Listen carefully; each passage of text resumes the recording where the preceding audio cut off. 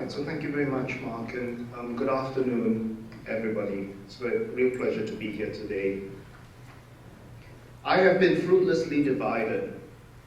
I turned from unity in you to be lost in multiplicity. This line from the first chapter of the second book of Augustine's Confessions will be the launch point of my presentation today. My paper will focus on the notion of multiplicity as the fulcrum of the challenge of Catholic migrant identity. In an age of growing insecurity, the migrant has now become one of a class of outsiders that has become demonized, excluded, or even included in exploitative ways. I seek to engage these tensions in the experience of the Catholic migrant with reference to the challenge of multiplicity. Many engage this problem as a purely social or a cultural problem, but this paper seeks to go further by treating migrant identity as a theological issue. This paper will engage social and cultural theory and theology to show how, through the issue of multiplicity, the migrant can be viewed as an icon of the church. First, let us problematize the issue of multiplicity. Migrants, as a rule, face two burdens in their country of residence. The first is that they are not born in the country of residence.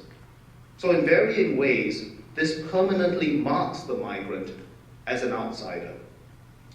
Secondly, because they are not born in the country of residence, the allegiances of the migrant always remain a live question, particularly in times of crisis. To put it bluntly, the question to the migrant always remains, is this outsider living in our midst a patriot or a traitor? What complicates matters is that many migrants often make no attempt to prove their patriotism in such binary terms. Instead, many migrants celebrate their previous belonging. This celebration of previous belonging can be at very quotidian levels, such as through food or language, or it can happen in more symbolic forms or in institutional forms of the country of origin, be they flags, political and social organizations, systems of law, and so on. In response to such celebrations of multiple belonging, very often assertions are made that migrants undermine the social fabric, engendering disunity and dissension. Very often the saying goes that it is bad enough that outsiders are taking our jobs, must we be surrendering our social cohesion to them as well? This line is often used by all manner of political entrepreneurs and happens everywhere from the most liberal democracy to the most dictatorial regime. Having problematized the issue of multiplicity, attention must now move to how social theory has sought to tackle the issue. At the risk of sounding reductionistic, social theory has often framed the challenge of multiplicity as a tension between the one and the many, a tension between the part and the whole. Kristen Johnson's book, Theology, Political Theory, and Pluralism, very meticulously tracks this genealogy of these attempts, two episodes of which are key to this paper. The first can be broadly termed liberal cosmopolitanism, which tries to solve the problem of multiplicity by positing an order in which everyone can belong regardless of their background, so long as they conform to a single, ostensibly universal, standard of reasonableness. Liberal cosmopolitanism tried to solve the tension of multiplicity by emphasizing the one here being the standard of reasonableness, over the many. In such a schema, multiplicity amongst migrants is solved by the insistence on uniformity, which usually involves funneling all public expressions of migrants through a common vocabulary. Whether it is in terms of emphasizing what is common in each individual, regardless of origin, creed, or geography, or more commonly, in terms of demanding a conformity to a civic code. This civic code is often enforced through a common language or common civic practice.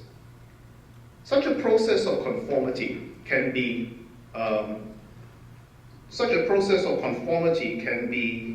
I seem to have missed a page here, but that's okay. Can be insisted in terms of adherence to a particular set of laws, which is why, for instance,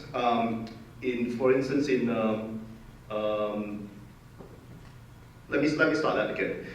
Such a process of conformity can be insisted upon in terms of a conformity to a certain set of laws, even in circumstances where a polity is said to be a multicultural polity, which is why you can see, for instance, in the case of Australia, you have on both sides of politics an insistence that even though Australia is a multicultural polity, there is an insistence on both sides of politics that migrants assimilate and abide by what are termed Australian values. The migrant is often left wondering what such values may be, though he is often assured that when Australian values are brought up, somehow the migrant falls short of fully abiding by them. A current affairs program on a major commercial network, in a segment exposing the dangers that migrants pose to the country, tested a couple of Asian interviewees on the extent of their acceptance of Australian values by asking them questions pertaining to their knowledge, for instance, of a famous cricketer from the 1920s, or whether they have eaten an egg white-based dessert known as the pavlova. Multiplicity here is often met with the catch cry, which was best articulated in terms of bring your clothes, but not all of them, bring your food, but not all of it, and don't ever bring your values and change my country. In other words, a migrant's loyalty to a nation of origin can only go so far as the cosmetic and the culinary.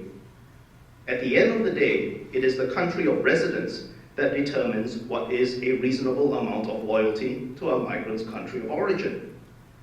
For a cosmopolitan, multiplicity in the migrant is seen as a dilution of loyalty to the country of residence. By contrast, the native-born citizen is afforded a superiority over the migrant because they are deemed to be free from the burden of multiplicity, and could thus assume the magisterial position of determining the standards to which migrants must conform. Such a superiority is supposedly snuffed out in the second attempt at resolving the tension of multiplicity, what can be broadly termed postmodern responses, or the postmodern position.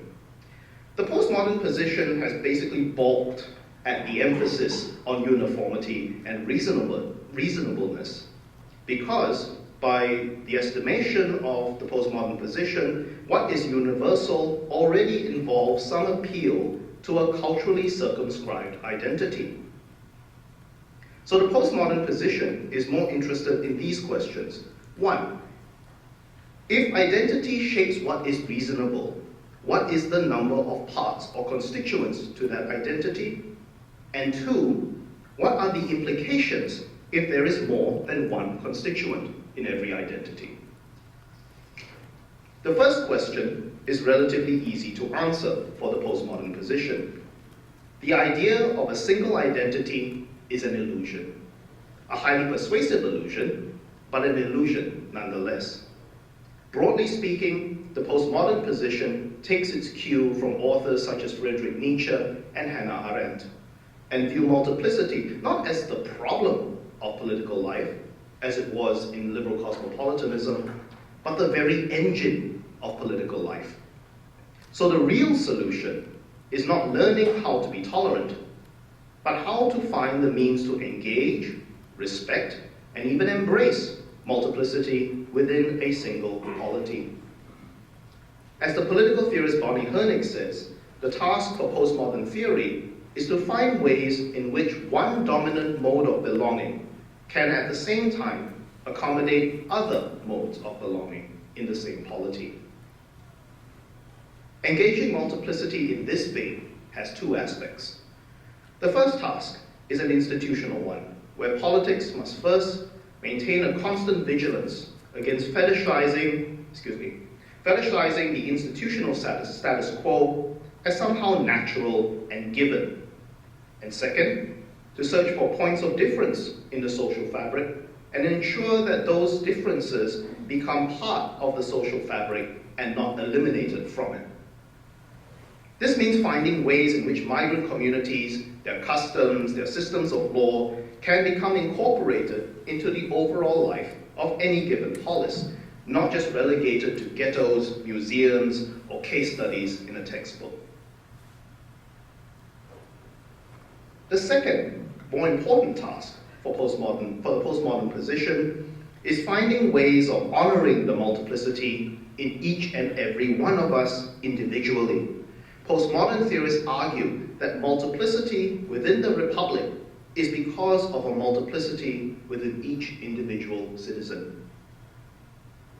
The topic of the multiplicity of the self has been given an exemplary treatment in the thought of the French theorist Gilles Deleuze, and after him, William Connolly. Deleuze worked on the assumption that lived life at the individual and communal level always exceeds any kind of political ordering. In a book entitled A Thousand Plateaus, co-authored with his colleague Felix Guattari, Deleuze used two botanical categories, two plants, to signify two different kinds of politics. The first is a conservative, arboreal, or tree-like politics, and the second was a seemingly more radical, rhizomic alternative, where different networks of connections become possible within any point within the rhizome. Following Deleuze, William Connolly called for a movement away from the arboreal or tree-like manner of engaging multiplicity, that is, by funding what is drawn at the roots through a single filtration system in the trunk. According to this Deleuzian argument, the trouble with liberal cosmopolitanism is that they appear to affirm plurality whilst insisting on conformity in reality. In an arboreal tree-like regime, the migrant would have to give up his ability to live out the full extent of his belonging in one community in order to live in another. Connolly argues that such a politics hides behind a myth of cohesive identity, and it is a myth because such identities are in reality composites of an array of other identities. Moreover, Connolly stresses that there is nothing permanent about any one composite of identities in any given polity or in any given person. Rather, they converge only for a brief time and then disappear. Also, such composites only work when each constituent part doesn't melt into any single larger institutional form. For a composite identity to work, every constituent must maintain its own integrity and work in tension with other constituents. Our identities are thus tapestries of constantly changing composites, and Connolly says that such a reality is respected not by the polis that is conceived of as a tree, but by the polis that is conceived of as a rhizome. For Connolly, a civilizational tree maintains its integrity as long as its horizons remain static and borders tightly controlled, while the rhizome constantly pushes against such boundaries in unpredictable ways. To tie this back to migrants and multiplicity, the postmodern position, especially its Deleuzian variant, allows the migrants to display multiple loyalties, since no one loyalty can originate from a single point of origin. And this is not just an idea. This is not just an idea. This is a lived, embodied reality.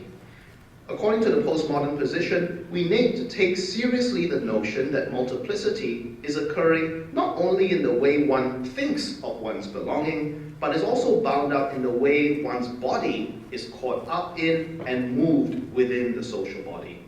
If there is anything that a migrant can count on, it is that belonging is a practice that is aimed at one's body. This can be in terms of the clothes one wears, the social bodies the migrant binds his body to, whose body the migrant cleaves to in marriage, the marking as an outsider by a verbal and physical assault, and so on. What this shows is that every body, migrant or native born, is not a static, unitary category. Everyone will always, in the words of Maurice Merleau-Ponty, quote, assume segments derived from another. To be a subject is to be multiplicitous in the postmodern position. So the postmodern position goes beyond the liberal cosmopolitan position through its greater appreciation of multiplicity. But one major drawback is that it does so by inverting the priorities that liberal cosmopolitanism champions. Instead of championing an illusory whole over the part, the postmodern position ends up championing the incomplete part over the whole. As Charles Matthews observed, the postmodern position's insistence that every part lives in constant tension with one another comes at the price of dismissing a desire within the migrant to achieve some sense of harmony. How then do I bridge this impasse? Here, I submit that Christian theology could go further than either the liberal or the postmodern positions.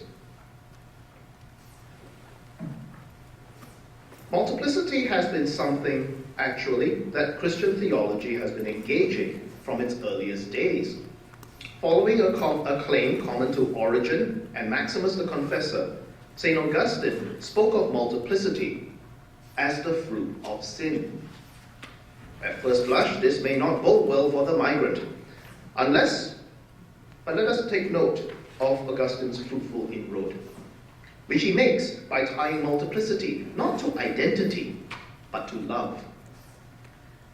With that famous beginning of his Confessions, our hearts are restless until they rest in thee, Augustine makes a fundamental anthropological claim that we are driven by love before anything else. And what sin has done is to redirect our love from God to other things. And in that redirecting of our loves, Augustine writes, quote, I turn from unity in you to be lost in fruitless multiplicity. Lost in sin, each seemingly whole person is now what the French Jesuit Henri de Lubac calls a series of cores of natural opposition. This is in his book, Catholicism, Christ and the Common Destiny of Man.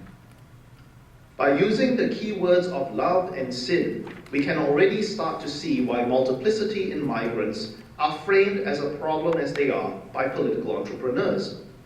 In this Augustinian light, we can see that the criticism by political entrepreneurs of multiple belonging is a kind of secular civic attempt at critiquing sin, to which an exclusive love of the country of residence, known more colloquially as patriotism, is the cure.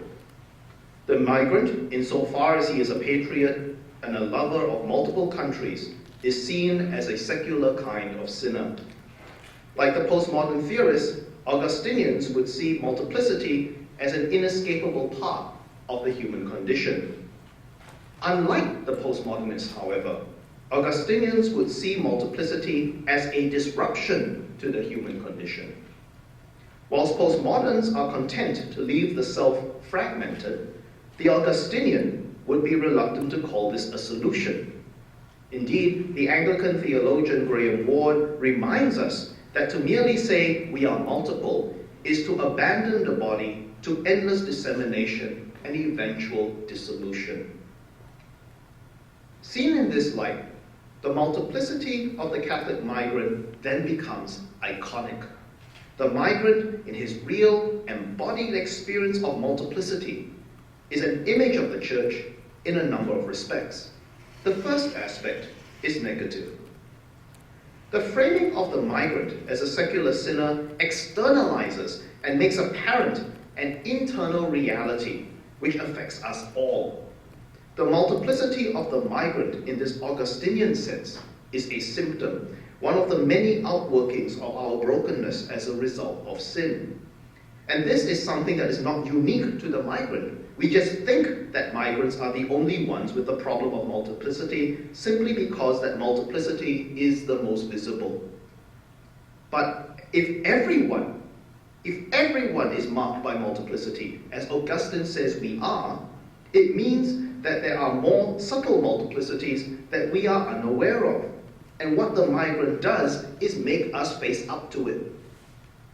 As the icon brings to our gaze hidden realities, so should the migrant cause us all to gaze into and interrogate our own hidden multiplicity, whether it is our hidden love of mammon over God, our hidden love of country over Christ, or allowing our love of country to dictate how Christ is to be loved. Now at this point, you may be thinking that this migrant talking about how migrants are icons of sinfulness may be problematic. And indeed, it will be problematic if that is all I said that migrants are good for theologically. I could talk about the migrant status of the church, which Lumen Gentium explicitly affirms. The question I ask, however, is how multiplicity figures into the church's migrant status. If one were to continue with this Augustinian rubric, one can submit that the founder of the church, Jesus Christ, has sought to engage the problem of multiplicity by transforming it from the fruitless multiplicity of Augustine's confessions to a fruitful, redemptive multiplicity. Now to this, I would draw upon the thought of another Augustinian theologian, St. Bonaventure. In particular, I wish to draw upon Bonaventure's take on the coincidence of opposites, the key to which is the patristic positing of Christ as the divine Logos. Now, for Bonaventure, the divine Logos was not something that was extrinsic to creatures. It's not something that is imposed from on high onto creaturely reality. Rather, since it is through the divine Logos that all things were made, it is the ground of every creature's existence. So the divine Logos is the ground of every creature's being. Moreover, Bonaventure regarded the Logos as crucial to the divine triune equation, because the Logos is not simply one isolated monad within the Trinity. The Logos is a person that brings into itself two other, seemingly opposing polar opposites in the Trinity: the Father, who is all generator, and the Spirit, who is all generated. Both of these two opposites are brought together in the divine Logos, which is why the incarnate Logos, Jesus Christ, reveals to all who see him the triune God in his fullness. Moreover, the Logos does not reduce or eliminate the generator and the generated to fit into a unity. For Bonaventure, unity in the Logos presumes the integrity of both the Father qua Father and the Spirit qua Spirit.